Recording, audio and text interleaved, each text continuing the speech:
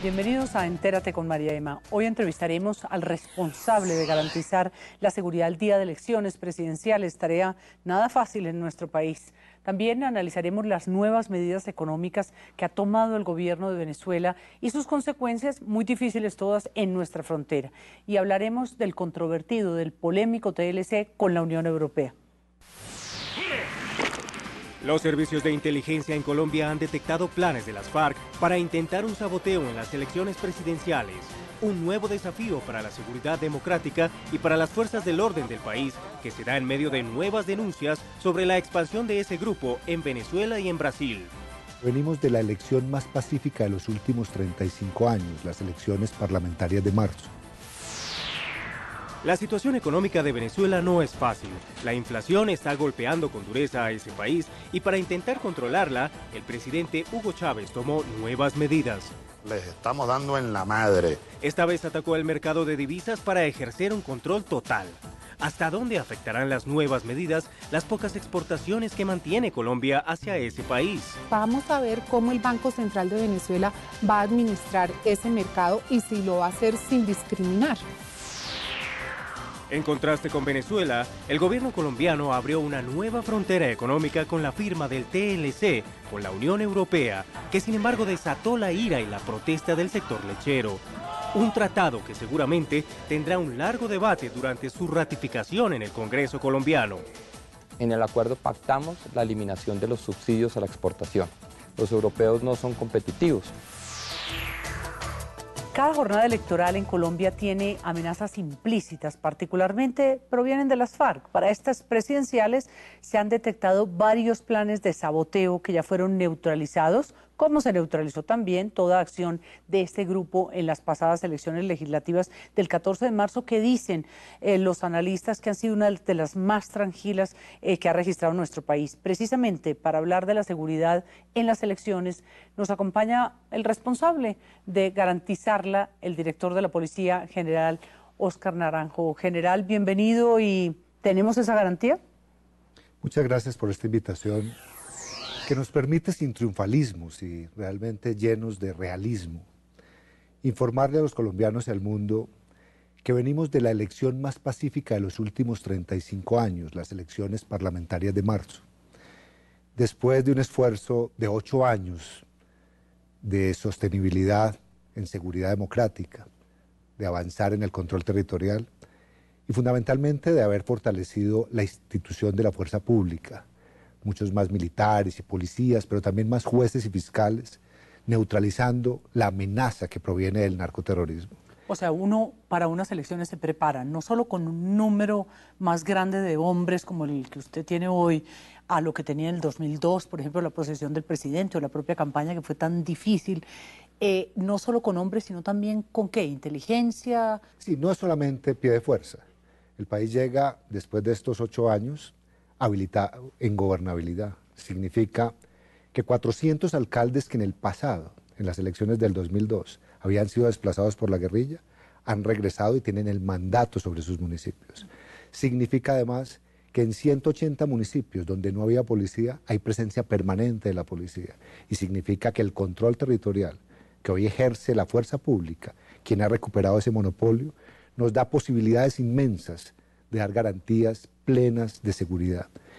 Yo vengo de Costa Rica, de las elecciones que me tocó presenciar, y claro, eso es una envidia porque, por supuesto, son prácticamente unos cuantos policías por ahí regados, pero ni siquiera hacen presencia a la entrada de los puestos de votación y cero ejército. Aquí no podemos hacer lo propio, lamentablemente todavía. ¿Cuántos hombres están bajo su mando ese día? Bueno, hemos preparado el Plan Democracia con 151.000 policías, dispuestos a lo largo de la totalidad de los puestos de votación, cubriendo la totalidad, el 100% de las mesas de votación.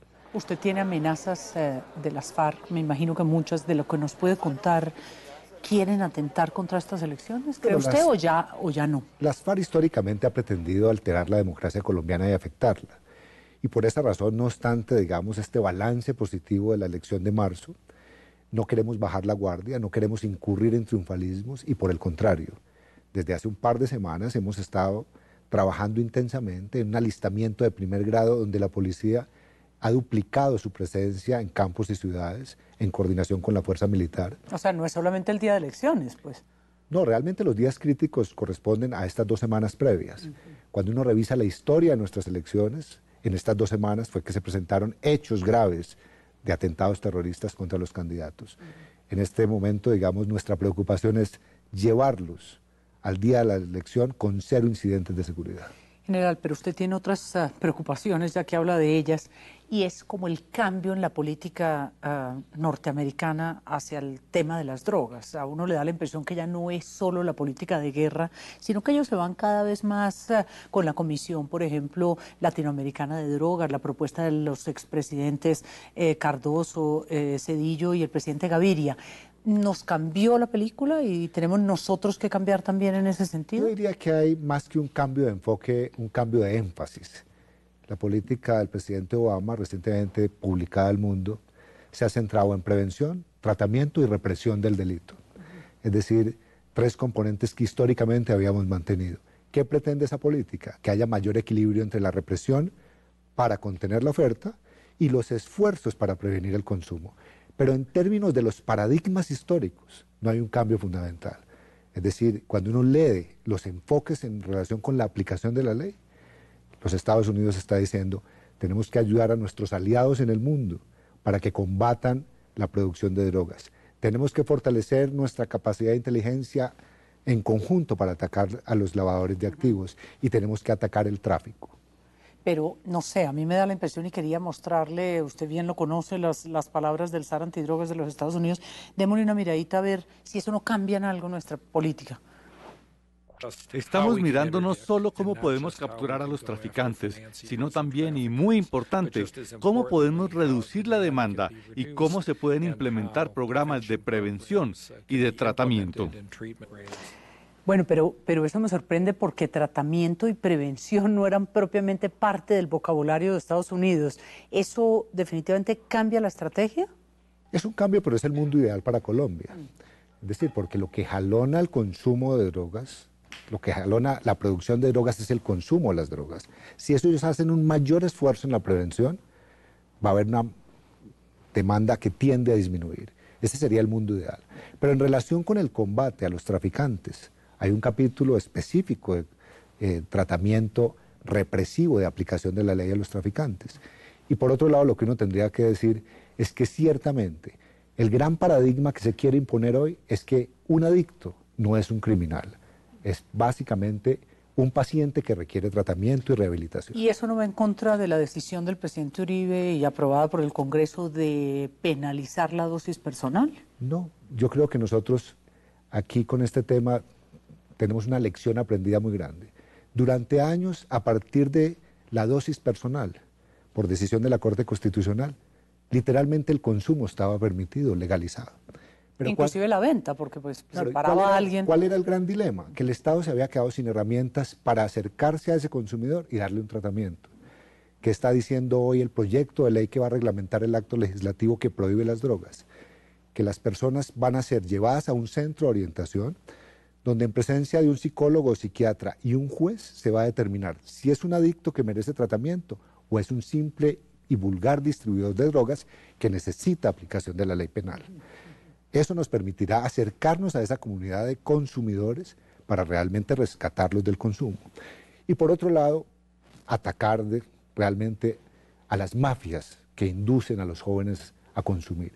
Lo que hace la ley colombiana en este proyecto es penalizar con muchos años a quien comercialice e induzca a los jóvenes a consumir drogas. ¿Y ahí qué puede hacer usted? ¿Usted va a meter la mano en esa reglamentación de esa ley? Hemos trabajado, digamos, de manera muy cercana. Esta ley, este proyecto de ley colombiana ha consultado, digamos, las últimas tendencias en el mundo sobre el tratamiento al consumo y al tráfico. Pero además hay que decir lo siguiente, no es tan cierto que en el mundo se esté liberalizando el consumo. Acabo de recibir noticias, digamos, de Holanda. En Ámsterdam acaban de tomar la decisión de cerrar 62 coffee shops por requerimiento y petición de padres de familia, que vieron cómo esos establecimientos se instalaron alrededor de colegios, induciendo a los menores a consumir. O sea que la política de que uno puede consumir y eso lo hace menos grave no resultó, según... No por lo menos en este caso de Ámsterdam, me imagino. Y tampoco en el colombiano. En Colombia dijimos, digamos, con la dosis personal, que si se permitía la dosis no iba a crecer el consumo. Y resulta que Colombia en 10 años pasó a ser un consumidor intermedio de drogas. Es decir, el número de consumidores hoy se multiplicó por 10 en relación con lo que había. O sea, Colombia ya no es solo productor, sino además un serio consumidor. Consumidor. Ya para dejarlo ir, ¿le gustaría estar en el próximo gobierno? Algún exministro de la Defensa ya hace unos 20 o 30 años dijo que los policías y militares ni nos negamos ni nos ofrecemos. Simplemente estamos disponibles para que se cumpla el mandato de los gobernantes. ¿Disponible para ministro también? Si es que esa es la voluntad del presidente. Yo, digamos, me siento muy cómodo y útil siendo director de la policía y siendo policía. He dicho que quisiera morir de policía, no me veo en otros ámbitos. Amo esta profesión, la gente me quiere como policía y nadie ha considerado esa posibilidad. Bueno, es cierto, lo queremos mucho, hijo de policía, que es una cosa muy bonita. Gracias, general, por garantizarnos este día. A 8 días de elecciones tenemos como la certeza de que en sus manos está la seguridad de un hecho histórico para Colombia, que es el día en que elegimos presidente de la República. Así que toda la suerte del mundo. Muchas gracias y un llamado a todos mis compatriotas. La seguridad es un bien que nos pertenece a todos. Cuidemos los candidatos. Gracias, y en un momento regresaremos para hablar de una nueva decisión venezolana que lamentablemente puede afectar aún más a los empresarios colombianos, particularmente a los de nuestra frontera. Ya regresamos.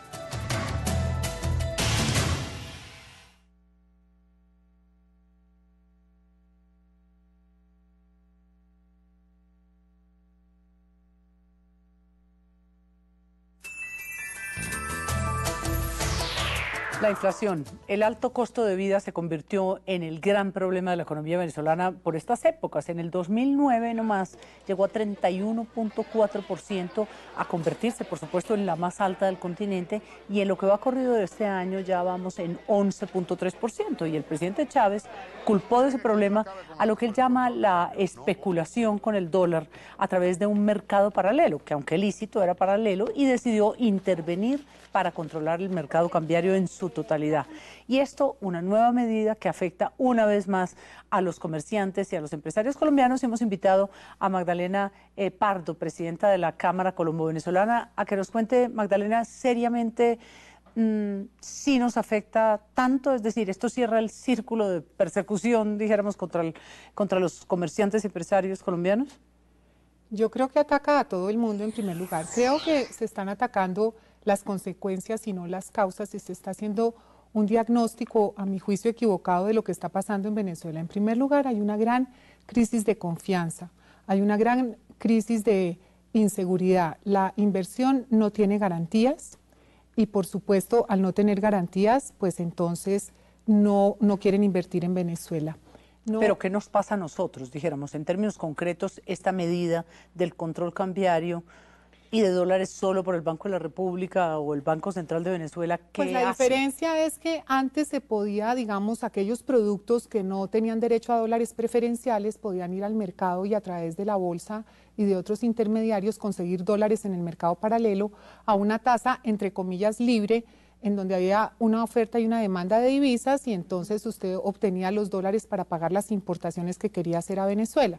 En este momento ese mecanismo se suspende, ese mercado no está funcionando. Póngame un ejemplo, es decir, ¿qué? Por Una ejemplo, saltina en Noel o cualquier producto, sí, dijéramos, chocolate. Usted quería importar a Venezuela una tonelada de perfiles de acero.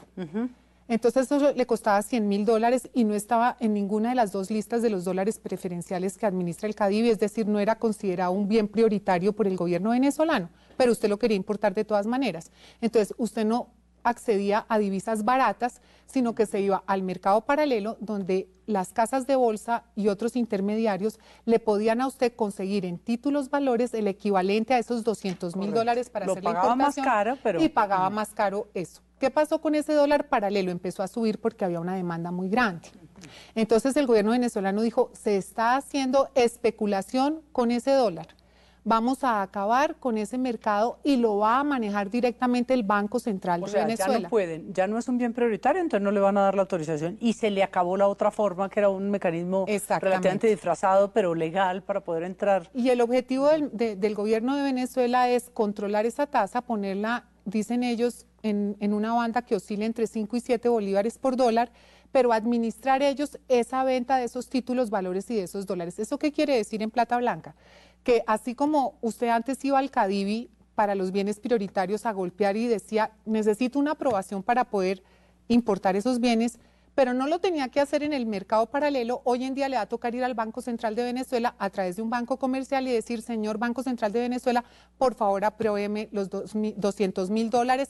El Banco Central de Venezuela va a hacer unas subastas y de esa subasta va a salir la tasa de cambio del dólar que dicen ellos va a fluctuar entre 5 y 7. Pero ¿qué es lo que pasa? Eso es porque se está diagnosticando que es un problema de especulación. Pero si es un problema de escasez de divisas, que es lo que dicen los otros analistas económicos, esa tasa de cambio va a seguir arriba, no va a estar fluctuando entre 5 y 7. ¿Cuál es nuestra situación para este año? ¿Usted qué predice? ¿Cómo va a terminar el mercado común? Pues nosotros antes, porque con Venezuela todos los días hay cambios, digamos, nosotros antes pensábamos que íbamos a pasar de 4.000 millones en el 2009 a 2.000 millones en el 2010, pero no preveíamos, por ejemplo, que se cerrara este mercado durante 15 días. La economía venezolana importa el 30% de lo que importa, lo importa a través de ese mercado. Y Colombia pues está haciendo más uso de ese mercado porque como nos han discriminado y no nos aprueban dólares, nos toca ir por ese lado. Entonces eso nos va a afectar. Vamos a ver cómo el Banco Central de Venezuela va a administrar ese mercado y si lo va a hacer sin discriminar. ¿Y hay empresariado y comerciantes en Venezuela o se ha ido mucha gente? Inclusive se han venido muchos para acá. Pues es la primera vez que vemos un flujo tan importante. Siempre la migración había sido de Colombia hacia Venezuela y ahora tenemos una gran cantidad de empresarios muy importantes que han venido a Colombia y los estamos recibiendo con los brazos abiertos. Y venir para quedarse, muchos de ellos, ¿no? Para hacer inversiones productivas, están haciendo alianzas estratégicas y, por ejemplo, todo el tema petrolero que está surgiendo en Colombia, pues responde a que han venido técnicos de Venezuela y han montado empresas acá para buscar petróleo. Ellos son unos fuertes en petróleo. Magdalena, estamos a 8 días de la llegada de un nuevo presidente de las elecciones, que probablemente nos den un nuevo presidente ahora o en 20 días después, en la segunda vuelta. ¿Qué quisiera usted, si se pone la mano en el corazón y dice, bueno, no voy a pensar con el deseo, sino qué es más conveniente para las relaciones colombo-venezolanas? ¿Cómo hacer para que el nuevo gobierno de verdad cambie lo que es una situación tan difícil, muy en cabeza de los presidentes, ¿no? Pues sí, ese es el problema, que esté en cabeza de los presidentes. Yo creo que hay que desarmar los espíritus. Yo creo que hay que sentarse, hablar muy francamente, decirse todo lo que se piensa y establecer unas reglas del juego muy claras que no se quebranten. No utilizar calificativos para manejar la relación, aceptar que ha habido errores de parte y parte y empezar una nueva etapa, porque una cosa sí es clara, y es que los pueblos de Colombia y Venezuela quieren seguir trabajando juntos. Los pueblos de Colombia y Venezuela se quieren, tenemos infinidad de cosas que nos unen y no puede ser posible que por culpa de este tipo de problemas de carácter personal haya desempleo en la frontera, haya mayor inflación de alimentos en Venezuela porque no dejan que los productos colombianos entren, en fin. Gracias, Magdalena Pardo, la presidenta de la Cámara Colombo-Venezolana, y esperemos que esas predicciones que usted hace para el próximo periodo sean así, sean ciertas y un nuevo presidente ayude a transformar, dijéramos, estas relaciones. Así que muchas gracias y ya estaremos muy pronto hablando también de otro tema que agitó la semana previa a las elecciones, y es la firma de este ambicioso pero polémico tratado de libre comercio con Europa.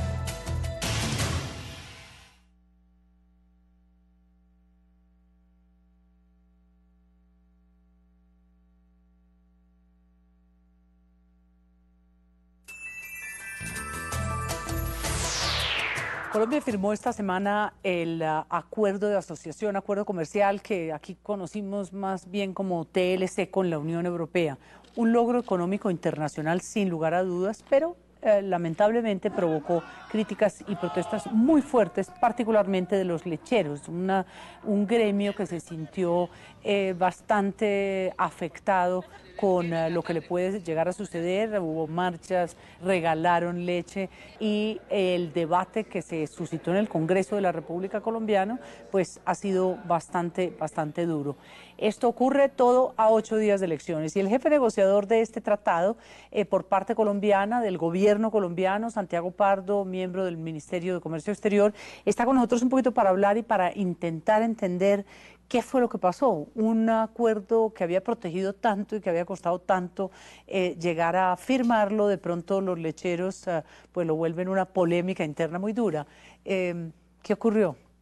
Yo creo que ocurrió un contexto particular, estamos cerca de las elecciones y creo que es importante no perder el contexto de lo que significa este acuerdo. ¿Qué es este acuerdo en realidad? Este acuerdo es un vehículo muy importante para que Colombia se desarrolle. Es la mejor oportunidad que tenemos con un actor clave en la economía internacional como la Unión Europea de aumentar nuestras ventas, de traer inversión, de generar alianzas estratégicas.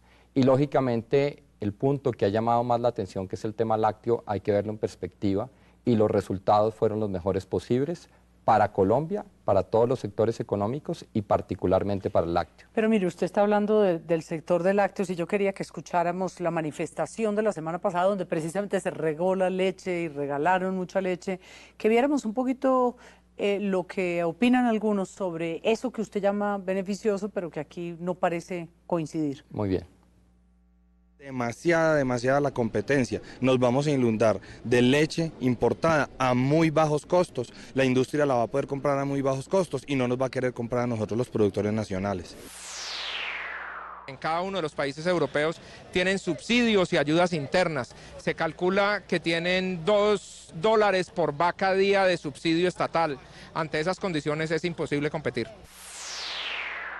Precisamente lo que queremos simbolizar es que nosotros nos tecnificamos, producimos leche de calidad, invertimos dineros tecnificándonos y vamos a terminar regalando la leche porque la leche europea va a entrar a muy bajos precios. Bueno, ahí mencionan 3 cosas muy importantes: los bajos precios que va a tener la leche importada, el subsidio por vaca, que mucha gente dice que sería ideal ser una vaca europea. Ambicionamos la vaca europea porque le dan un subsidio de $2 por cada una de ellas. Y por supuesto el tema de la invasión, la tecnificación. Aquí no tenemos la tecnología, los pequeños productores que pueden tener otros. ¿Qué les contesta usted? Muy bien, son estos puntos principales. El primero es que nos vamos a inundar de leche. Eso no es cierto. Lo que hemos pactado con la Unión Europea es un comercio muy controlado, que casi durante 20 años, durante 2 décadas, vamos a tener unas proporciones muy pequeñas de lo que Colombia hoy produce. Eso es lo que vamos a poder importar libre de arancel que viene de la Unión Europea. Entonces, inundaciones de leche no vendrán. Pero si es competencia, será competencia. Claro que será competencia, pero esa competencia no vendrá a unos precios ínfimos ni subsidiados por lo siguiente. En el acuerdo pactamos la eliminación de los subsidios a la exportación.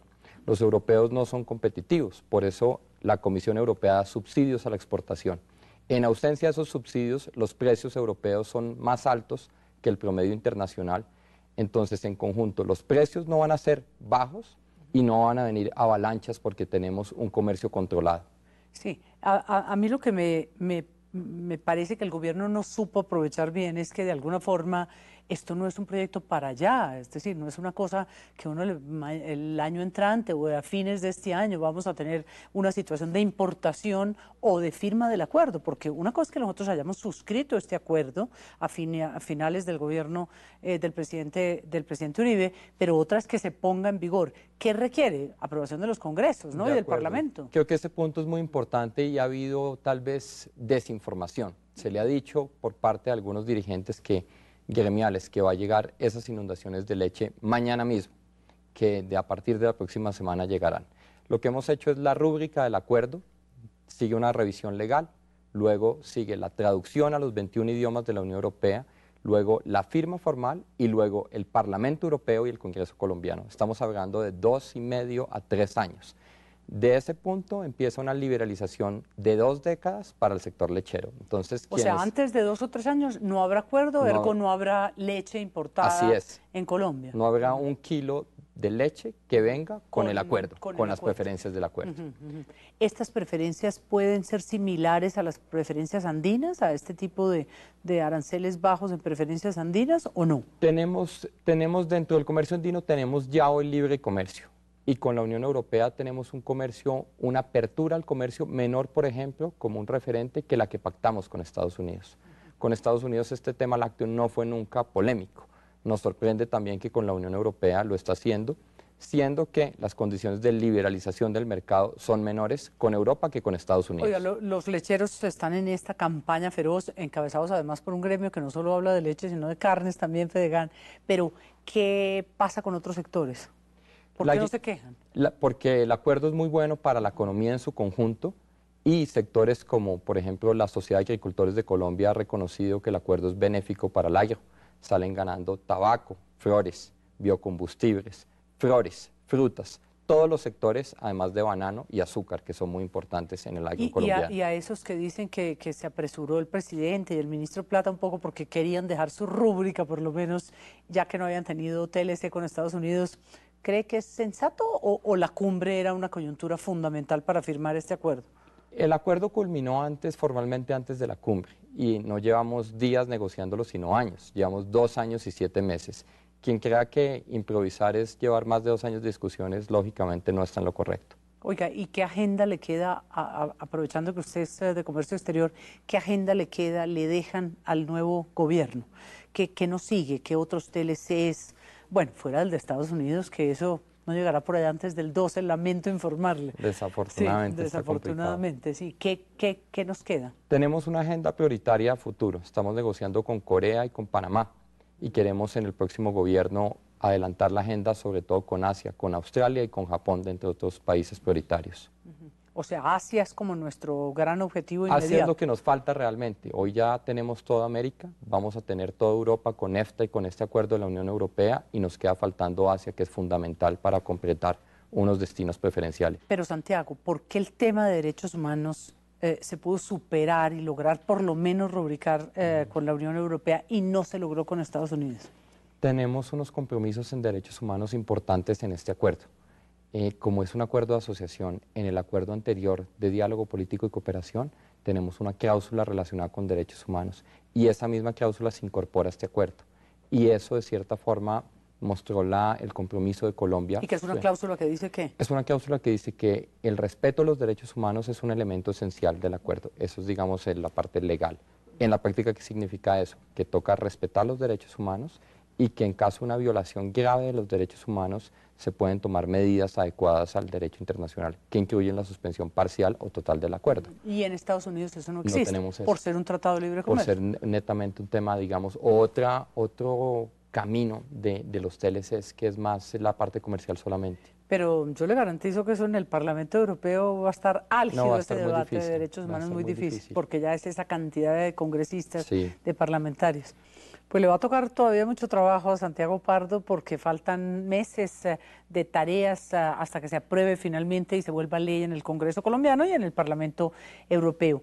Antes de terminar, quiero recordar los resultados de la última encuesta de Inbamer Gallup, que la realizó Caracol Televisión y que nos da un partidor para esta última semana tan difícil de 37.5 Santos, Antanas Mocus 35.4, Noemí Sanín 8.8, Petro 7.3 del Polo, el Partido Liberal 3.8 en Pardo y Vargas Lleras de Cambio Radical con 3.8%. Y aquí termina Entérate con María Emma, y los invito a participar en nuestros foros para que hagamos y nos manden preguntas, y trataremos de preguntársela a nuestros invitados, porque la semana entrante es una semana definitiva de elecciones presidenciales. A través de la página web www.caracoltv.com/entérate, los espero entonces la próxima semana.